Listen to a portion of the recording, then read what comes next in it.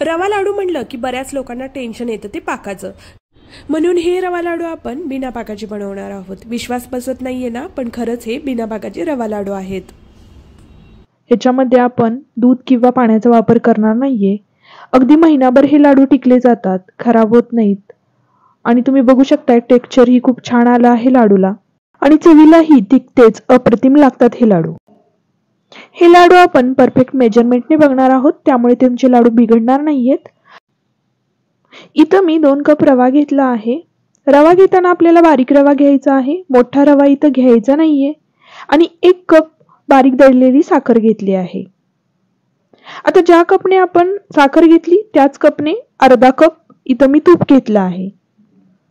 साजूक तूप घ्यायचं आहे, त्यामुळे लाडू खूप छान लागतात। हे परफेक्ट मेजरमेंट आहे।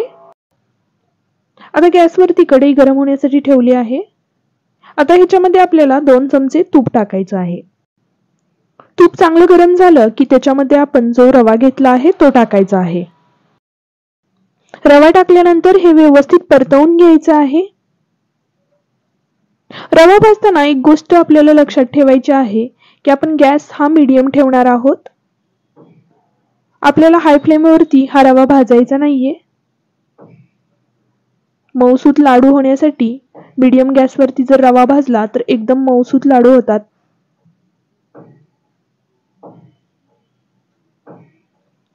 आता रवा थोडा भाजला आहे। आता 4-5 मिनिटांनी मी पुन्हा 2 चमचे तूप टाकत आहे। आपण एका वेळी तूप नाही टाकणार आहे, आपण थोडं थोडं करून तूप टाकणार आहोत, त्यामुळे अगदी खुसखुशीत रवा भाजला जातो।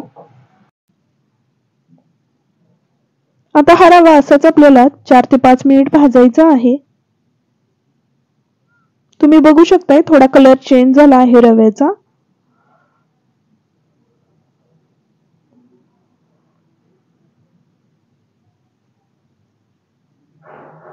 आता पुन्हा 4-5 मिनिटांनी काय करायचं, आपण जे उरलेलं तूप आहे त्यातील अजून 2 चमचे तूप ह्याच्यामध्ये टाकून द्यायचं। इथं मी अजून थोडं तूप टाकते। तुम्ही बघू शकताय रवा ओलसर व्हायला सुरुवात झाली आहे।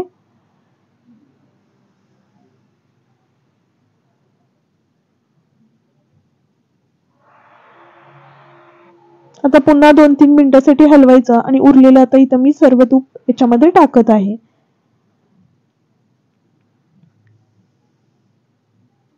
साधारण एवढा रवा भाजण्यासाठी मला 15 ते 20 मिनिटं लागले।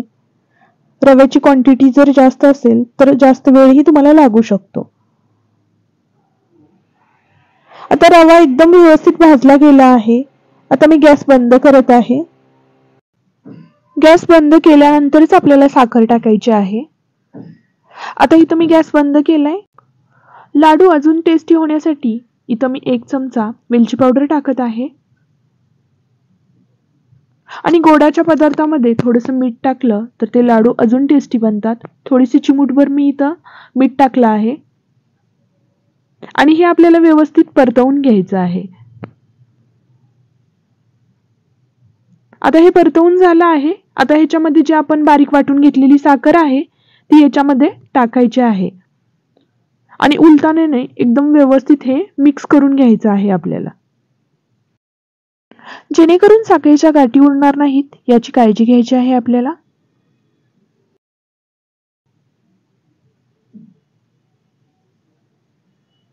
दोन ते 3 मिनिट चांगलं व्यवस्थित मिक्स करून घ्यायचं हे। आता हे साखर मी व्यवस्थित मिक्स करून घेतली आहे रव्यामध्ये।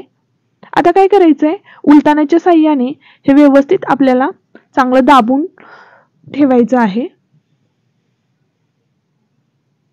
असं एकसारखं व्यवस्थित प्लेन करून घ्यायचं चमच्याने। आणि आता आपल्याला काय करायचंय, हे झाकून 1 ते 1.5 तासासाठी थंड होण्यासाठी ठेवून द्यायचं आहे। आता 1 ते 1.5 तास झालेला आहे। बघू शकताय तुम्ही हे पीठ थोडंसं हलकं गरम आहे, पूर्ण थंड नाही करायचं, हलकं गरम असतानाच हे आपल्याला बघायचं आहे। तुम्ही बघू शकताय ह्याचे असेही लाडू आपण बनवू शकतो, पण आपण हे आता मिक्सरला फिरवून घेणार आहोत। मिक्सरला फिरवल्यामुळे लाडूला टेक्स्चरही खूप छान येतं आणि खूप इझिली हे लाडू बांधले जातात। आता मिक्सरला फिरवताना काय करायचं आहे आपल्याला, एकदम आपण फास्टमध्ये फिरवायचं नाहीये. मिक्सर थोडा वेळ सुरू करायचा, नंतर बंद करायचा. असं करत आपल्याला हे मिक्स करून घ्यायचं आहे. तुम्ही बघू शकता अशा पद्धतीने हे मी फिरवून घेतलं आहे. आता हे सर्व मी एका कढईमध्ये काढून घेतलं आहे. आता ह्याच्यामध्ये काय थोडेसे मनुके टाकत आहे. काजूची काप, बदामाची काप आणि पिस्त्याची काप ह्याच्यामध्ये मी टाकले आहेत. हे सर्व टाकल्यानंतर हाताच्या साह्याने हे पूर्ण व्यवस्थित मिक्स करून घ्यायचं. तुम्ही बघू शकता एक चिकट असं पीठ तयार झालं आहे. आणि ह्याचे लाडू वळून घ्यायचे आहेत. खूप इझिली हे लाडू वळले जातात, काहीही त्रास होत नाही. बघू शकताय तुम्ही किती छान लाडू झाला आहे. अशाच पद्धतीने सर्व लाडू आपल्याला बांधून घ्यायचे आहेत. खूप पटपट हे लाडू वळले जातात आणि पाक करायचंही टेन्शन नाहीये आणि लाडू हे बिघडतही नाहीत आणि महिनाभर टिकले जातात. ह्याच्यामध्ये आपण पाणी दूध काहीच वापरले नाहीये आणि खूप छान असे लाडू तयार झाले. मी दिलेल्या मेजरमेंट प्रमाणे लाडू जर बनवले तर 15 लाडू ह्याच्यामध्ये बनून तयार झाले.